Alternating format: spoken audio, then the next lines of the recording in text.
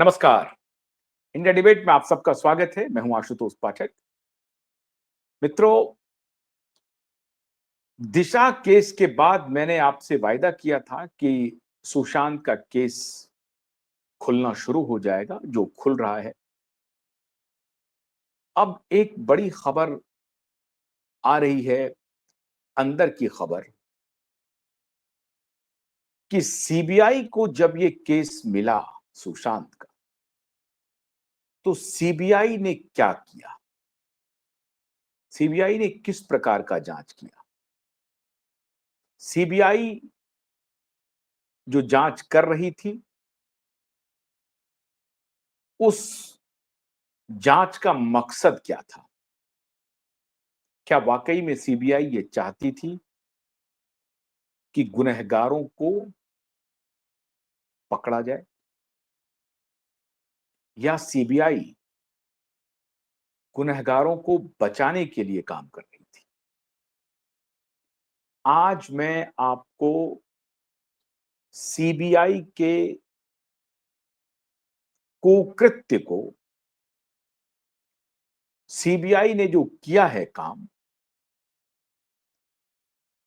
जिसे कहा गया कि सुपर कॉप ने इन्वेस्टिगेशन किया है और बिके हुए कुछ दलाल पत्रकारों ने जिस प्रकार से सीबीआई की रिपोर्ट को, सीबीआई के क्लोजर रिपोर्ट को प्रचारित किया, प्रसारित किया। सबसे पहली बात तो ये जान लीजिए कि सीबीआई ने जो कुछ भी क्लोजर रिपोर्ट लगाई है, उस क्लोजर रिपोर्ट का कोई लीगल वैल्यू नहीं है, जीरो लीगल वैल्यू है। Legal value in the sense कि सीबीआई ने जो क्लोजर रिपोर्ट दे दिया, इसका मतलब ये नहीं हुआ कि सीबीआई ने जो कुछ भी जांच में बताया है बस वही फाइनल चीज है। लीगल वैल्यू का मतलब ये हुआ कि सीबीआई ने जो कुछ भी जांच में बता दिया वो फाइनल वैल्यू है। ऐसा बिल्कुल नहीं है।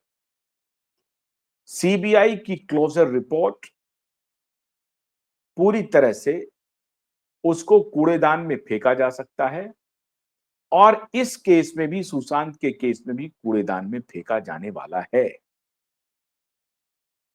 बस तब तक आप इंतजार कर लीजिए जब तक कि इस पर प्रोटेस्ट पिटीशन फाइल ना हो जाए। अभी उसका आकलन हो रहा है।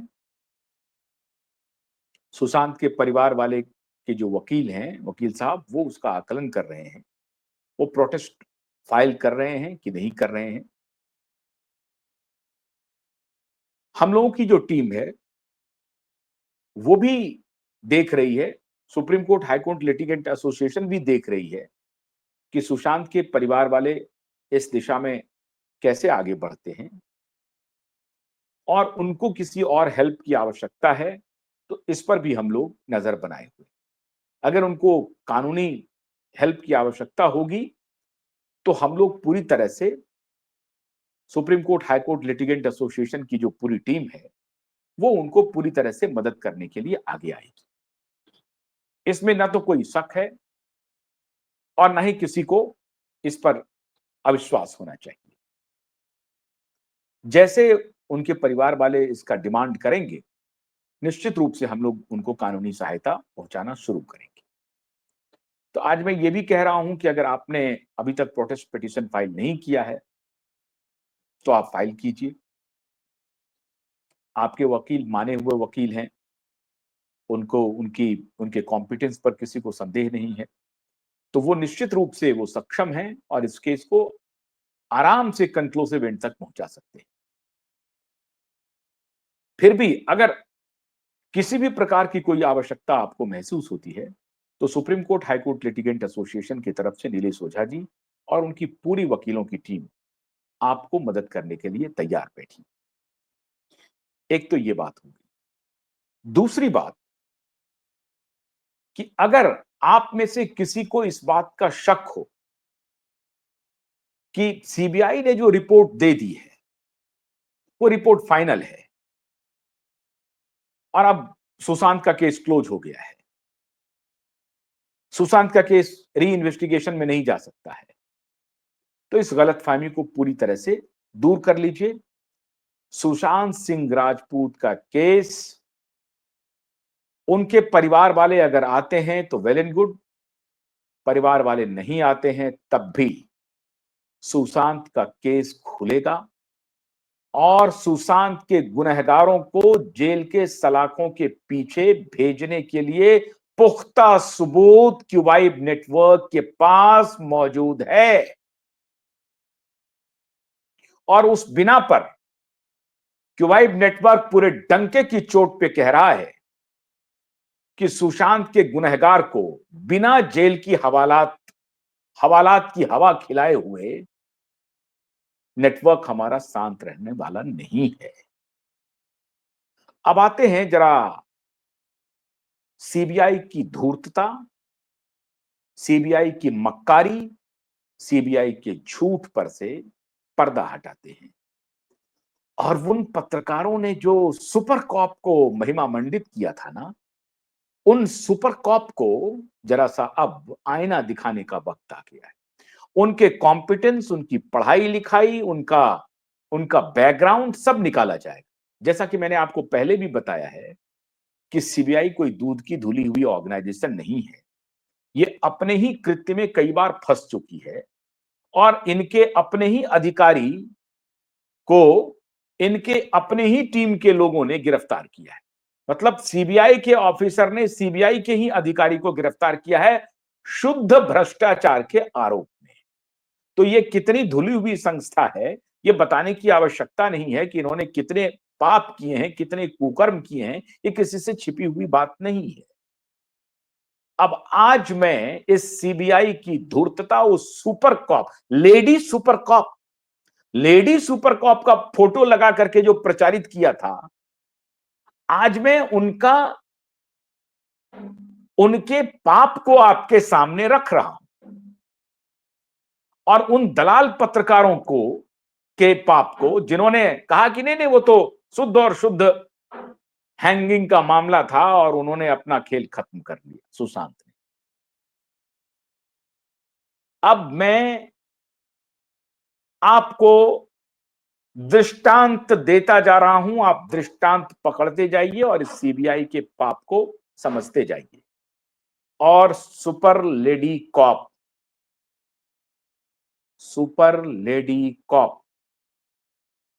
अगर आपको सुपर लेडी कॉप होने पर अहंकार हो तो क्यूबाइब की तरफ से ये आपको चुनौती जा रही है कि जल्द ही आपको हवालात की हवा खिलाऊंगा।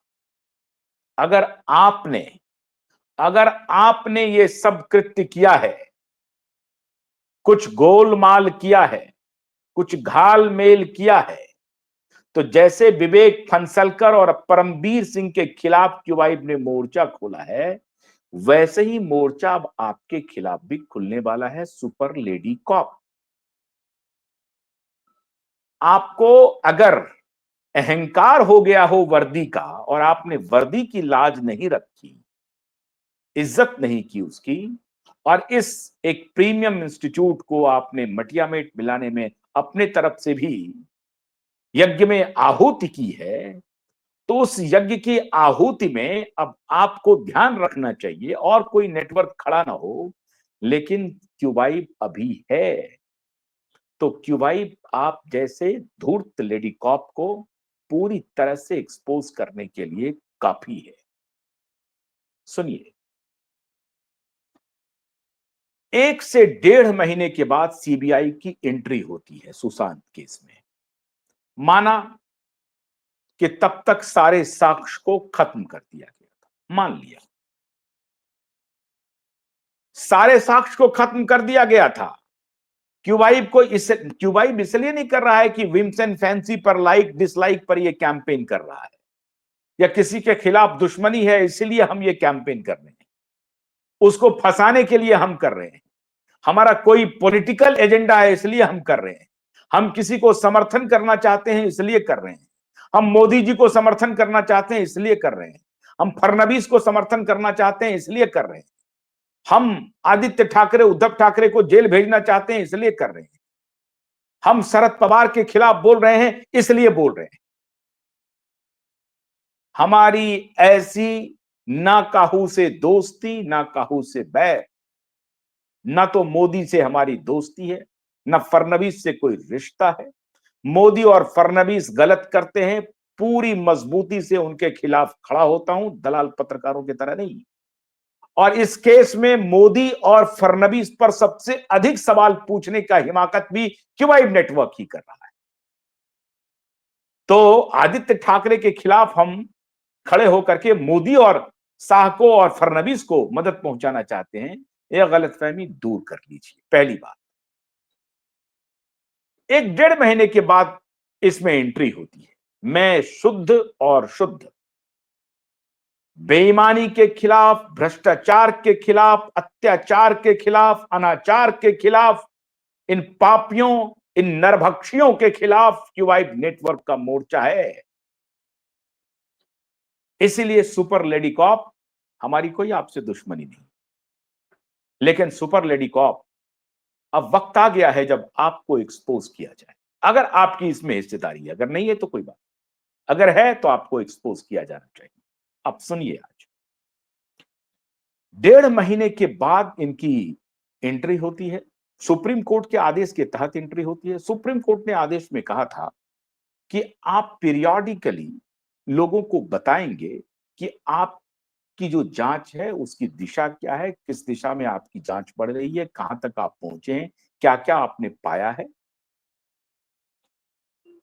5 साल, 4 साल, अब तो 5 साल होने वाला है जब इन्होंने किया है। 4 साल 9 महीने पे अप्रैल में इन्होंने क्लोजर रिपोर्ट फाइल किया, मार्च में। तो 4 साल 7 महीने में, 8 महीने में, 9 महीने में जो इन्होंने क्लोजर रिपोर्ट फाइल किया, लगभग 5 साल में, उस क्लोजर रिपोर्ट में कि 5 साल से क्या कर रहे थे, और टाइमिंग बड़ी महत्वपूर्ण है। दो ही बात हो सकती है, या तो इस क्लोजर रिपोर्ट के सहारे कुछ और पाना चाहती है सीबीआई, जो एबेटमेंट ऑफ सुसाइड का मामला था। लेकिन अगर आपने इसमें यह कहा कि नहीं नहीं सुसाइड है, उस पर बाद में आते हैं। सबसे पहला पक्ष आपको एक्सपोज करने के लिए माननीय सीबीआई, 1.5 महीने बाद आपकी एंट्री होती है। उधर नारकोटिक्स डिपार्टमेंट भी अपनी जांच कर रहा होता है। नारकोटिक्स डिपार्टमेंट की भी किसी से कोई दुश्मनी नहीं है। जब प्रभु का चक्र घूमता है तो देखिए कैसे किसको कहां फंसा देता है, और सबूत जहां से निकलना होता है वहां निकल जाता है। सबूत देखिए, नारकोटिक्स डिपार्टमेंट का इसमें कोई लेना देना नहीं था, लेकिन इन फर्जी लोगों ने जो दलील दी थी कि सुशांत ड्रग एडिक्ट हो गए थे, ड्रग लेने लगे थे, तो ड्रग के एंगल पे जांच शुरू हो गई। इसीलिए कहते हैं कि गुनहगार अपने गुनाह का सबूत छोड़ता जाता है। मित्रों, आज अगर वो बात नहीं होती, अगर यही बात होती कि कोई बात नहीं है, सुशांत थोड़ा सा परेशान थे कोविड की वजह से, ये थ्योरी दे दी गई होती कि कोविड की वजह से परेशान थे इसलिए उन्होंने सुसाइड कर लिया, और फिर अगर सीबीआई को ये बात मिलती तो शायद वो बात आज पर्दे के पीछे चली जाती। लेकिन इन ड्रगिस्ट ने, इस ड्रग कार्टेल ने, इन माफियाओं ने, इन महेश भट्ट ने, इन सलमान खान ने, और उसकी सरदार रिया चक्रवर्ती उसका भाई, इन लोगों ने फैलाया कि सुशांत अनस्टेबल थे, Sushant was not in good state of mind, and Sushant must be taking some drug. और ये कहानी इन्होंने फैलाना शुरू किया कि सुशांत ड्रग भी लेते थे, और इसकी वजह से हो सकता है कि उनका मेंटल डिसऑर्डर हो गया हो, वो डिप्रेशन में चले गए। अब जैसे ही ये ड्रग का एंगल आया, तो ड्रग के एंगल में एक्टिव हो गई नारकोटिक्स डिपार्टमेंट। और सौभाग्य इतना अच्छा था कि उस वक्त नारकोटिक्स डिपार्टमेंट के जो ऑफिसर इसको जांच करने के लिए आगे बढ़े वो थे समीर बानखेड़े। और समीर बानखेड़े ने जब अपना तहकीकात शुरू किया तो उनके तो होश पाख्ता हो गए। वो तो हैरान हो गए कि ऐसी भी बात हो सकती है।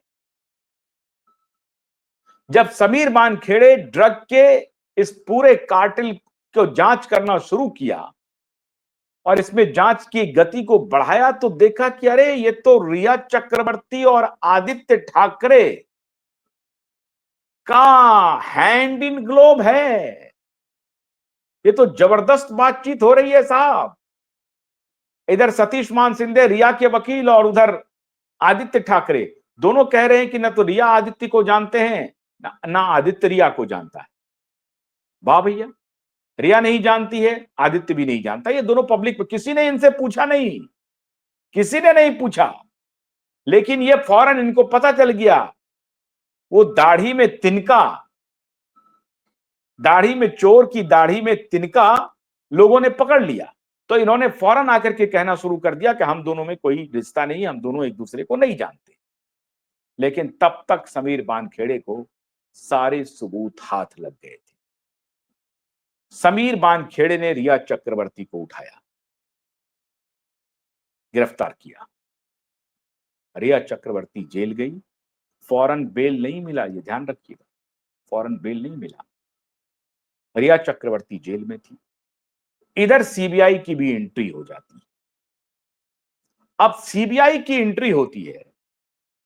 जिस नारकोटिक्स डिपार्टमेंट ने इतने संगीन जुर्म में कि रिया और रिया का भाई ड्रग कार्टेल का हिस्सा है, ड्रग सप्लायर को जानती है और सप्लायर के साथ इनका रिश्ता है, पूरे डिजिटल फुटप्रिंट नारकोटिक्स डिपार्टमेंट के पास आ गए हैं और नारकोटिक्स डिपार्टमेंट ने रिया चक्रवर्ती को गिरफ्तार किया है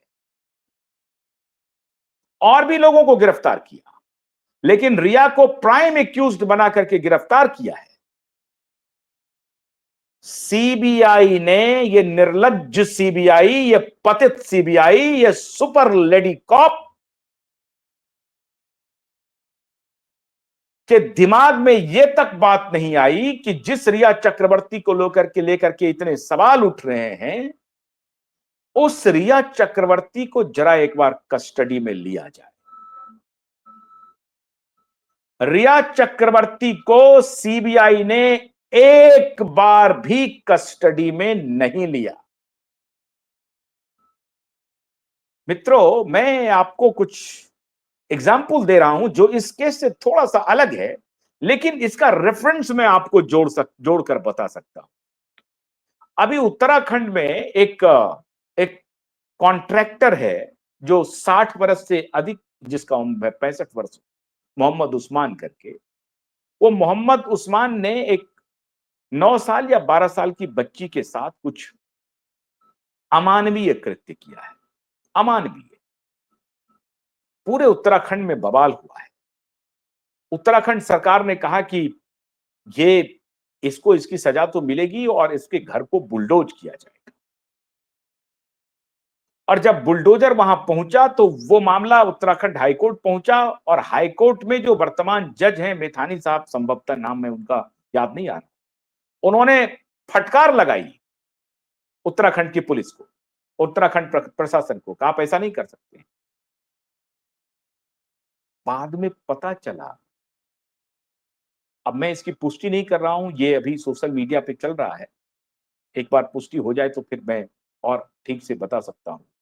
बाद में पता चला कि उस जज महोदय के यहां 4 लाख रुपए से अधिक का कॉन्ट्रैक्ट इस उस्मानी को मिला था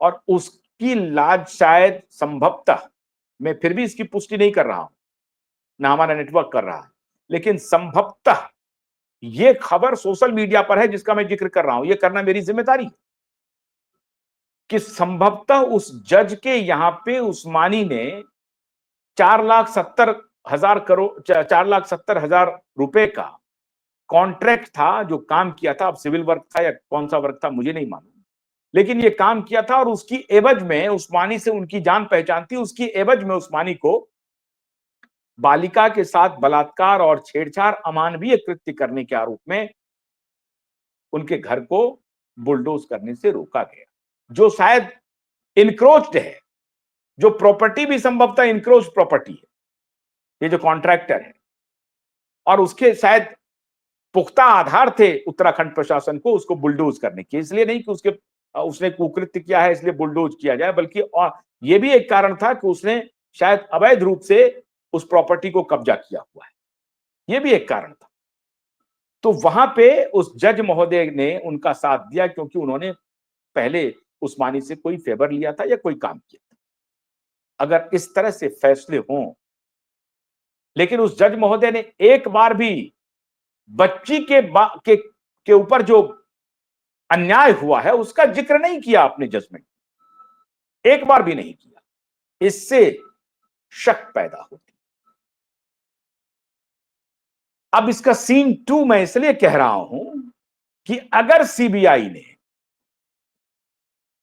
नारकोटिक्स डिपार्टमेंट को, जो एक सरकारी संस्था है, ऐसा नहीं कि प्राइवेट बॉडी जांच कर रही थी, सीबीआई एक स्वायत्त संस्था है, तो इस स्वायत्त संस्था को यह बात करनी चाहिए थी, सरकारी स्वायत्त संस्था है, टैक्सपेयर के पैसे से उनको सैलरी जाती है,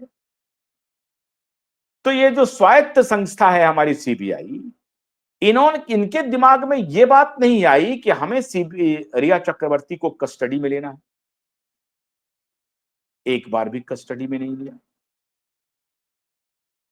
सीबीआई ने एक बार भी सिद्धार्थ पिठानी, सैमुअल मिरंडा, एक दो बार छोटा मोटा पूछताछ करके संदीप सिंह, रिया चक्रवर्ती, एक बार भी सीबीआई ने इनकी कस्टडी नहीं ली लंबे समय के लिए। क्यों नहीं दी? सीबीआई ने रिया चक्रवर्ती और उसके भाई शोभित चक्रवर्ती की कस्टडी क्यों नहीं ली? जब क्वैश हो रहा था लुकआउट नोटिस सीबीआई का, तो अदालत ने यही आधार बनाया कि आपने 3.5 साल में एक बार भी रिया चक्रवर्ती को कस्टडी में नहीं लिया है, आगे इसकी क्या गारंटी है कि आप कस्टडी में लेंगे? तो आपने उस वक्त कहा कि दिशा के केस में एसआईटी जांच कर रही है और उस केस में रिया चक्रवर्ती का इंटरोगेशन हो सकता है। मैं हैरान हूं कि सुशांत के परिवार के जो वकील साहब हैं, मैं उनका देख रहा था तो वो एक जिक्र कर रहे हैं कि दिशा का केस और सुशांत का केस अलग है। अरे सीबीआई पुष्टि कर रही है एफिडेविट में कि दिशा के केस और सुशांत के केस में रिश्ता है, और दिशा के केस में एसआईटी एक्सपेडाइट है, तेजी से काम कर रही है, और इसमें दिशा के केस में हो सकता है रिया चक्रवर्ती की कस्टोडियल इंक्वायरी हो, इसीलिए इनके लुकआउट नोटिस को क्वैश नहीं करना चाहिए अदालत को। यह सीबीआई एफिडेविट पे लिख करके अपना रिप्लाई फाइल कर रही है अदालत में। फिर ये वकील साहब कैसे आप ये स्टेटमेंट देते हैं कि सीबीआई दिशा और सुशांत का केस स्टैंड अलोन है, अलग अलग है? ये हमने आपने नहीं कहा था, बिहार पुलिस ने कहा था कि दिशा की मौत का सीधा संबंध सुशांत की मौत से है। तो सीबीआई दिशा की मौत की इंक्वायरी क्यों नहीं की? अगर एसआईटी कर रही थी तो क्या सीबीआई ने एसआईटी से कोई कोऑर्डिनेशन करने की कोशिश की? पूरी दुनिया में चीख चीख करके लोग सवाल कर रहे हैं कि दिशा और सुशांत की मृत्यु में संबंध है, लेकिन सुपर लेडी कॉप को कोई संबंध नजर नहीं आया। अगर कोई संबंध नजर नहीं भी आया तो क्या एसआईटी के साथ सीबीआई ने, जो नई एसआईटी गठित हुई है उसके साथ सीबीआई ने कोई इन्वेस्टिगेशन किया, जांच को आगे बढ़ाने की दिशा में कोई काम किया? नहीं किया। Point number 2। Point number first 1, CBI ने रिया चक्रवर्ती और शोभित चक्रवर्ती की कस्टडी क्यों नहीं ली, जबकि नारकोटिक्स डिपार्टमेंट ने कस्टडी पहले ले ली थी और नारकोटिक्स डिपार्टमेंट यूं ही किसी को नहीं उठा लिया था, साक्ष्य के डिजिटल फुटप्रिंट के आधार पे उठा लिया था। और यही महेश भट्ट, यही सलमान खान के गैंग ने, सूरज पंचोली, डिनो मौर्य और अरबाज खान के गैंग ने यह प्रचारित प्रसारित करवाया था कि सुशांत ड्रगिस्ट हो गया था। और यह भला हो कि यही प्रचारित प्रसारित हुआ ताकि ये ड्रग कार्टेल में जांच आगे बढ़ी और तभी आदित्य ठाकरे और रिया चक्रवर्ती के चैट सामने आए और तभी यह बात साफ, दूध और दूध का दूध, पानी का पानी हो गया। तो क्या उस दौर में सीबीआई को अरेस्ट नहीं करना चाहिए था रिया चक्रवर्ती को? नहीं किया। शोभित चक्रवर्ती को भी नहीं किया। और पॉइंट नंबर 2, जब यह बात सामने आ गई कि रिया चक्रवर्ती एक पिवटल प्लेयर हो सकती है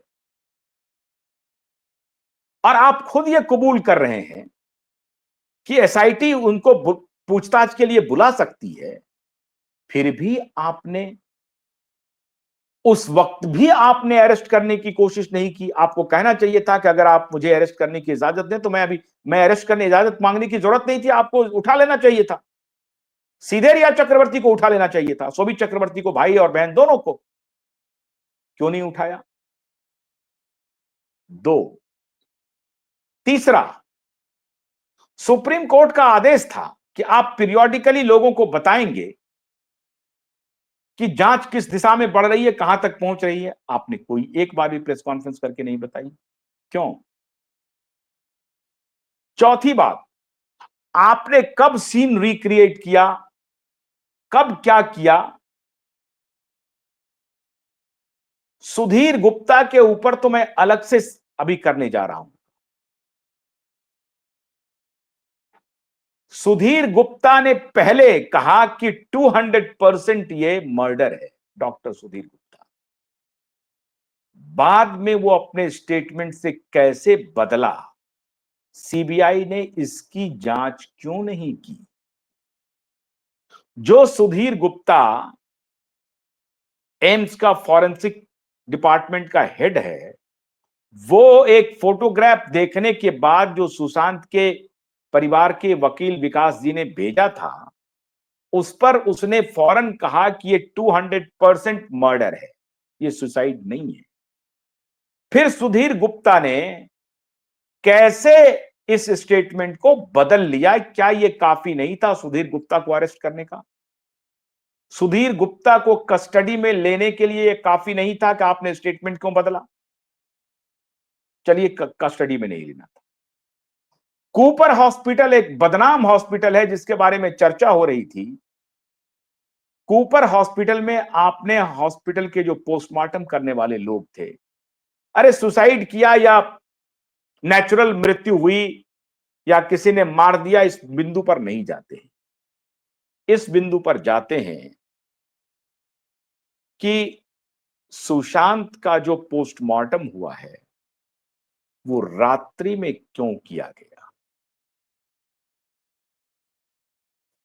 पोस्टमार्टम रात को क्यों हुआ? कहीं भी दुनिया में पोस्टमार्टम रात को नहीं होता है। सुशांत का पोस्टमार्टम रात को क्यों किया गया? क्यों आनन फानन में सुशांत को का दाह संस्कार किया गया? जिस डॉक्टर ने पोस्टमार्टम किया था उसका कस्टडी सीबीआई ने लिया नहीं लिया? पूछताछ किया, जाने दिया। चाय कॉफी पिलाया, जाने दिया। पोस्टमार्टम करने वाले डॉक्टर का कोई पूछताछ बनता है या नहीं बनता है? कस्टडी में लेकर इंक्वायरी करना और बिना कस्टडी में लेकर इंक्वायरी करने में आसमान धरती का फर्क है। जब आप कस्टडी में लेकर के इंक्वायरी करते हैं तो सामने वाला जो है उसको लगता है कि जो सच है वो बोल दें तो शायद हम बच सकते हैं। लेकिन आपने तो सच को छुपाने की सुपारी ली थी असल में। तो आपने डॉक्टर को भी कस्टडी में लेना उचित नहीं समझा। उसके बाद सुशांत की मृत्यु हुई कैसे हुई गौण है। जिसने सुशांत के फ्लैट को साफ किया, वहां पे सारे सबूत को हटाए गए, उन सब में से जिनको अरेस्ट करना था आपने किया। किसी को भी कस्टोडियल इंक्वायरी नहीं दिया। सीसीटीवी फुटेज क्या हुआ उसका कुछ पता नहीं चला। मुंबई पुलिस का जो सुशांत के घर का जो पुलिस स्टेशन आता है उसके साथ आपकी क्या बातचीत हुई? आपने वहां क्या इन्वेस्टिगेशन किया? आप क्लोजर रिपोर्ट देते रहिए। मेरा सवाल आपसे यह है कि इन लोगों को जिन्हें आपको गिरफ्तार करना था आपने गिरफ्तार क्यों नहीं किया?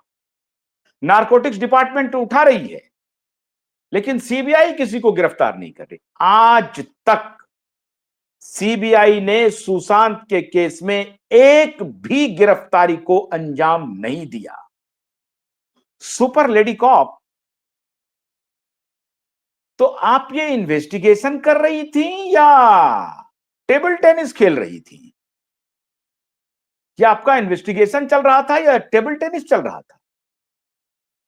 सुशांत एक मेगा स्टार, एक वर्निंग, एक चार्मिंग स्टार, इस देश का चहेता स्टार, उस केस को आप इन्वेस्टिगेट कर रहे हैं, एक भी गिरफ्तारी नहीं हो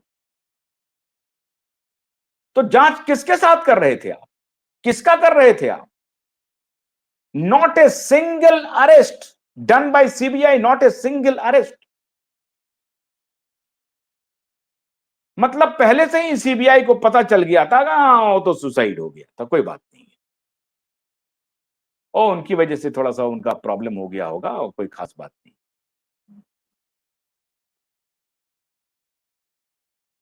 मित्रों, ये 4-5 ऐसे बिंदु हैं जो सीबीआई के परखचे उड़ा देगा। अब दो ही रास्ते बचे हैं। एक तो सीबीआई ये कहे कि अबेटमेंट ऑफ सुसाइड का केस जो है हमने, अरे अबेटमेंट ऑफ सुसाइड में भी आपको उठा लेना चाहिए था रिया चक्रवर्ती को। तो भाई नेम्ड केस है उनके पिताजी की तरफ से। आपने 24 घंटा भी उन्हें हवालात की हवा नहीं खिलाई, 24 घंटा भी नहीं। हेबियस कॉर्पस में आप उसके अरेस्ट करते और फिर अदालत कोर्ट ले जाते, फिर बेल देता कि नहीं देता। लेकिन आपने उस केस में भी रिया को नहीं उठाया, रिया के भाई को नहीं उठाया। सुशांत के एक एक चीज पर रिया का कब्जा था। और मैं आज फिर दोहरा रहा हूं, Rhea Chakraborty not a girlfriend of Sushant Singh Rajput. He was a criminal lady, he is a criminal lady, he is sorry, मैं ही बोलते चला जाता। She is a criminal conspirator, she is a criminal lady. और डंके की चोट पर कह रहा हूं मोहर लगाने वाले पत्रकार, इस क्रिमिनल लेडी को जब तक क्यूबाइब नेटवर्क हवालात नहीं पहुंचाएगा तब तक क्यूबाइब नेटवर्क चैन से नहीं बैठेगा। कुछ दलाल पत्रकार तक वाले अभी कुछ सिगुफा बना करके आदित्य ठाकरे और उद्धव ठाकरे से पैसे लेकर के इस लेडी को अबला नारी बनाने पर लगी हुई है, सती सावित्री बनाने पर लगी हुई है। खैर, आप दर्शकों ने उन दलाल पत्रकारों को उनकी औकात दिखा दी है,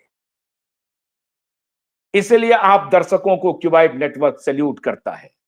आपका विजडम काम कर रहा है, आपका साथ भी काम कर रहा है, आपका भरोसा भी काम कर रहा है। इसलिए आपके भरोसे के साथ हम इन दलाल पत्रकारों और इन सुपर लेडी कॉप को हवालात की हवा खिलाएंगे। अगर इन्होंने गोलमाल किया है तो, और गोलमाल तो किया, वो तो साबित हो रहा है धीरे धीरे। अब सवाल उठता है कि जिस रिया चक्रवर्ती को पूरी दुनिया कह रही है, देश के 140 करोड़ लोग कह रहे हैं कुछ दलालों को छोड़ करके, उसको सीबीआई अरेस्ट नहीं करती है, लेकिन नारकोटिक्स डिपार्टमेंट अरेस्ट कर लेता है, सीबीआई नहीं करती। संगीन आरोप लगा हुआ है, नहीं करती। डॉक्टर को नहीं करती है। खुद एफिडेविट दे करके कह रहे हैं कि दिशा के केस में संबंध हो सकता है, फिर नहीं होता है। दिशा का केस जब खुलता है, आनन फानन में सीबीआई क्लोजर रिपोर्ट पेश कर देती है। टाइमिंग देखिए, उनको लग गया कि अब गिरफ्तारी हो सकती है दिशा केस में, मामला आगे बढ़ेगा, क्योंकि दिशा के केस के तो सबूत ही हत्थे चढ़ गया था। इनको गलतफहमी है कि सुशांत के केस का सबूत हमारे पास नहीं है। सुशांत के केस का एक एक सबूत सुन लो, सुपर लेडी कॉप।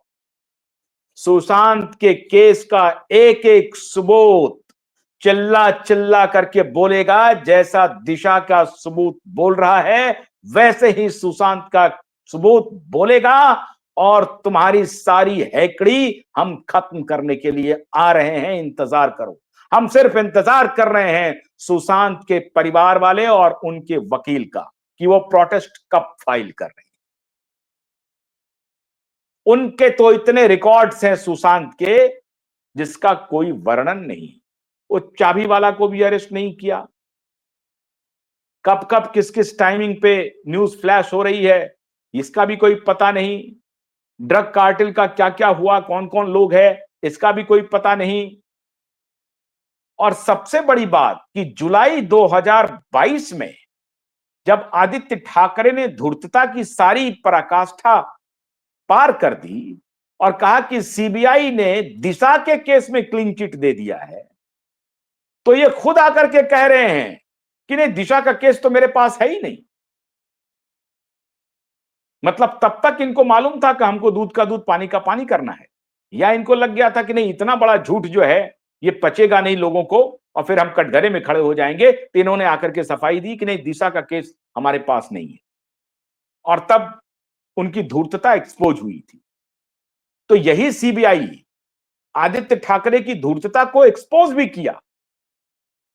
तब भी इस सीबीआई को यह पता नहीं चला कि जरा सुशांत की तहकीकात ठीक से की जाए। दुनिया का कोई डॉक्टर नहीं कह सकता है जिस तरह का मार्क सुशांत के गर्दन पे मिला है कि वो आत्महत्या है या हैंगिंग है।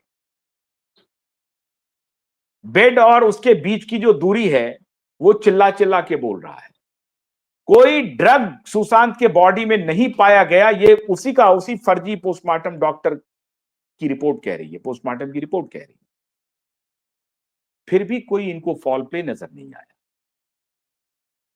तो अभी जो फॉल प्ले अभी नजर नहीं आया ना, अभी पावर प्ले बाकी है और अभी पेनल्टी कॉर्नर भी बाकी है। अभी आपको खेल का रूल भी बताएंगे और खिलाड़ी क्या होता है ये भी बताएंगे। सुपर लेडी कॉप किसको खेल कहते हैं, किसको खिलाड़ी कहते हैं, ये भी मैं बताऊंगा अभी आपको, आप चिंता न करिए। और सारे ये सुन लीजिए, देश भर के बहुत सारे ईमानदार पुलिस ऑफिसर जो आपकी कैपेसिटी से ऊपर का ओहदा रखते हैं, वो सब बहुत सारे ईमानदार पुलिस ऑफिसर और सीबीआई के भी ऑफिसर मेरे मित्र हैं। बहुत सारे police officer, DG, DGP rank के, और उन सबके सौजन्य से यह बात मैं कह रहा हूं कि सीबीआई का क्लोजर रिपोर्ट कूड़ेदान में डालने लायक है। जिनका 30-30 साल का पुलिस सर्विस का एक्सपीरियंस है और एसीपी से लेकर डीसीपी से डिस्ट्रिक्ट संभालने से लेकर के पूरा स्टेट को संभालने का जिनको अनुभव है, उनके हवाले से बोल रहा हूं, उनके सौजन्य से बोल रहा हूं। ऐसे जैसे इंटेलिजेंस के ऑफिसर हैं, भारतीय पुलिस सेवा के ऑफिसर हैं, रॉ के ऑफिसर हैं, आर्मी के ऑफिसर हैं, वो सारे लोग कह रहे हैं कि ये फाउल प्ले नहीं है। ये जो लेडी कॉप है ना, इसको ठीक से लगता है कि इनको खेल रूल ऑफ गेम समझाना पड़ेगा।